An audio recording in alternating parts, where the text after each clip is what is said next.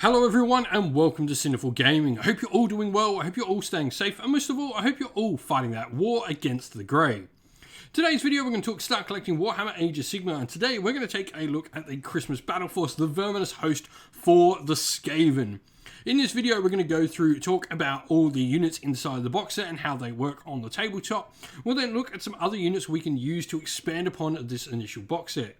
Finally, we're going to finish off the video with a little sample army list of 1500 points for you to use as some inspiration for starting your own Skaven army using the Verminus host box set. And so, the contents of this box set. First of all, we get a Screaming Bell or Plague Furnace. This is a dual kit, and you will get the hero that you don't put on it be able to be built on foot. So you will get a Plague Priest on foot or a Grey Seer on foot, depending which version of the model you choose to build. Now, the Grey Seer is a wizard that can choose to become a priest during the game, but doesn't gain any of the major sort of priest abilities. It's all there sort of for maybe getting rid of invocations or stuff like that. But it's a 2-cast and 2 unbind wizard. It's got some cool ability with Appeal of Doom, where it can do a variety of different abilities during your hero phase. And the Stirring Beyond the Veil allows you to potentially break the Screaming Bell and summon a Vermin Lord to the table. You also got the Crack's Call spell, which is a nice mortal wound damage dealing spell. Now, you've then got the Plague Priest on Plague Furnace. Now, this model is much more combat orientated than your Grey Seer on Screaming Bell. You've got the giant Great Plague Sensor, which can do at max a D3 plus 4 mortal wounds. You've got a bunch of attacks coming out of its rusty spikes, and you've also got a ward save of 5+. You do have a ward save on the Screaming Bell as well. It's got its own War Scroll prayer called Pestilence, where you can do some mortal wounds to enemy units. The Poisonous Fume rule as well makes you subtract 1 from wound rolls when you're ever targeting the Plague Furnace. So you've got a good couple of options there on either a wizard or a priest to bring to the table to lead your Skaven. The next character option we've got is the Warlock Bombardier. Now, the Warlock Bombardier is a Skaven wizard, 1 cast and 1 unbind. He's got a Warp Lightning spell, which is a nice damage dealing spell. But he's also got a Doom Rocket, and this is a ranged attack that normally has D3 shots, 4s, 3s, or Ren 1 damage 3, though he can use an ability called More Doom Rocket before you roll an attack for it. You can say he's using this ability, and if you do so, until the end of that phase, the attack's characteristic changes to D6 instead of D3. However, for each unmodified hit roll of a 1 that he uses, you will suffer D3 mortal wounds to yourself, as one of his rockets effectively blows up in his own hands. Now, looking into the troops, first of all, we have 40 clan rats. These are standard battle line units. The battle line at all times, regardless of what Skaven army you're playing. They've got 1 wound, 5 up save, and they've got 1 attack with either their Rusty Spears at 2-inch range, 5s and 4s, no rend damage 1, or the Rusty Blade for 1-inch range, 1 attack, 4s, 4s, no rend damage 1. You do get to return D3 of these models at the end of the Battle Shock phase every turn, which is nice. They're just a good, cheap option. 100 points for 20 models. We then have the Plague Monks. Now, these can become battle line. For every one of the Clan Pestilence heroes you can have a unit of Plague Monks as battle line. Plague Monks are a nice little cheap option, but they do hit pretty hard. Now, when you're looking at this, you can get the foe-tuned weapons where if a modified hit roll for an attack made with a melee weapon is 60, attack has a rend characteristic of -2 instead of dash. Add 1 to the attack's characteristic of the unit's melee weapons if a charge move is made in the same turn. And the Book of Woes can do some nice mortal wounds as well. Now, lastly, we have 3 Storm Fiends. And like the Plague Monks, you can make these models battle line as well. Now, we are going to get a variety of different weapon options when we're looking at Storm Fiends. They can have so many different weapons, from rattling cannons, which are 3d6 shots, wind launchers, which ignore the opponent's range and are Ren -3, warp fire projectors are short range but do straight out mortal wounds, and then you've got a variety of different combat weapons, all with some different abilities. You've even got the ability to tunnel in using the Grinder Fist for the unit. So a really strong, powerful, heavy-hitting hammer piece for your Skaven. And so, looking at some other units we can bring into our Skaven force to expand upon that initial collection. The first one I want to look at is the other pure battle line option, that are the Storm Vermin. These are a more elite fighting unit for your Skaven. They've got a 4-up armor save base, or 1 wound, and the Rusty Habits have 2 attacks, 3 3s, Ren 1, damage 1.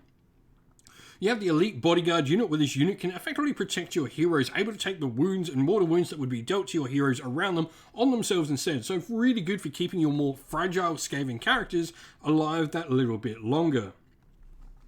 We then have an artillery piece called the Warp Lightning Cannon. This is a particular favourite of mine. It's got its own unique shooting attack where you don't roll the normal attack sequence made with the Warp Lightning Blast shooting attack from it. Instead, roll a dice to determine the power of the attack. Then roll 6 more dice. For each roll that is equal to or greater than the power of the attack, the target suffers 1 mortal wound. So rolling a 1 on that is actually really good because you can automatically just do 6 mortal wounds. This can then be doubled because you can choose to roll 12 dice with the more Warp Lightning. However, you will take D3 mortal wounds after the attack has been suffered. Now, and so we've looked at a lot of Clan Scryer and a lot of Clan Pestilence things already in this video, but I want to talk about a Clan Eshin unit I really like, and that is the Gutter Runners. Gutter Runners have the cool ability to run and still shoot later in the turn with their 3 attacks at 12-inch range, 4 forward, no rend, damage 1.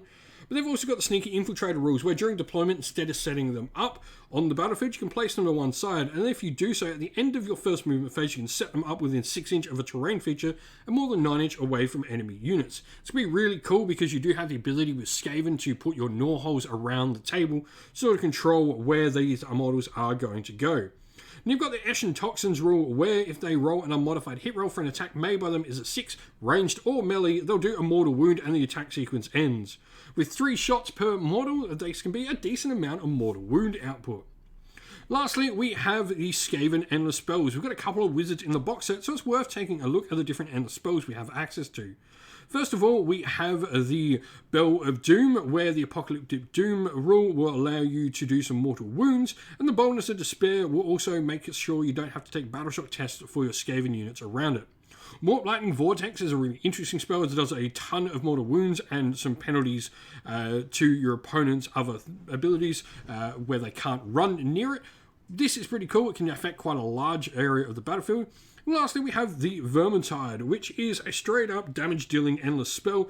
You roll 13 dice for each 6 the enemy unit will suffer a mortal wound. In addition, you also roll 13 dice each time it finishes a normal move, run, retreat, or charge if an enemy unit makes any of those moves near it. And so here we have our sample army list. We've gone for no place for the weak, just trying to destroy our opponent's troop choices, and then a triumph is inspired for +1 wound. Pretty useful with Skaven.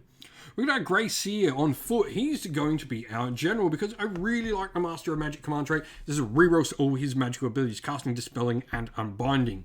His spell is then going to be Death Frenzy. This allows us to pick a Skaven unit, and they'll effectively fight on death. The Plague Priest on Plague Furnace is going to be in there, and he's got the artifact, the Blisterous, the Living Cyst. This will give him always strikes first when he charges. Normally, you would have to swap this to other friendly Clan Pestilence models, but you're not having to because he doesn't. There aren't any others in the army. We've then got Rabid Rabbit as his prayer. There's a bunch of good prayers you could pick for this model. Our Bombardier has more warp power, giving +1 to hit and wound to a friendly scry unit. We then, for Battle Line, have 2 units of 20 Clan Rats and our Storm Fiends in there as well. Really, it's up to you on the loadout for the Storm Fiends that you prefer. Now, the 2 units of 20 Plague Monks, one of them will be a Battle Line, one of them won't be because we've only got one of the Plague Clan Pestilence units. And we are 1,495 points and 1,500. And the last thing we included was a Vermintide Endless Spell. Pretty cool for helping deal with enemy hordes and getting some more mortal wound damage out there for the army. 121 wounds, no allies taken, and 8 drops in this force. You could definitely do a couple of different battalions. I think I left this open with battalions for you to use as maybe some ideas. You could certainly fit in a battalion that's going to give you an extra artifact potentially. You could lower your drops, though you could make this a 1-drop force for your Skaven, so it's really up to you on how you want to do this. With your Skaven, let us know if you've got any ideas for this box set down in the comments below. And so that's the end of the video. We hope you all enjoyed it. If you did, please don't forget to leave a like and subscribe to the channel. And while you're at it, why don't you drop a comment down below letting us know what you enjoyed about the video. If you'd like to come chat more with me and other members of our little community here at Sinful Gaming, you can do so by joining our Discord server, which is linked down in the video's description. Also linked down in the video's description are the best ways to help support the channel, which is our Patreon and YouTube members. As Patreon and YouTube members, you'll get to help decide what content the channel focuses on when we're not focusing on new releases, and you'll also get your name shouted out at the end of the video. So a special thanks to all our Patreons: Christian Weir, Soren, Kenny Lyle, Outer and Shot First, Andrew Bowen, Nathan Fee, The Rising Ape, Q Dynamic, Anthony B, JJ Austrian, Average Wargamer, Domir, Mark Harvey, James Cater, Bloobs, Benjamin Suarez, Redman, Aaron DeHaven, and Kevin Bowman. And to our YouTube members as well: Green Roots Gaming, Kenton Young, Ronya, Lock, The Johnny84, David Ellsworth, Wolfric Nick, Broken Chef, Ariana Edwards, Revenar, Pink Nico Fire, Robin Man Killer, Monty's Tabletop Terrain, John Castle, Davis Weir, and James South.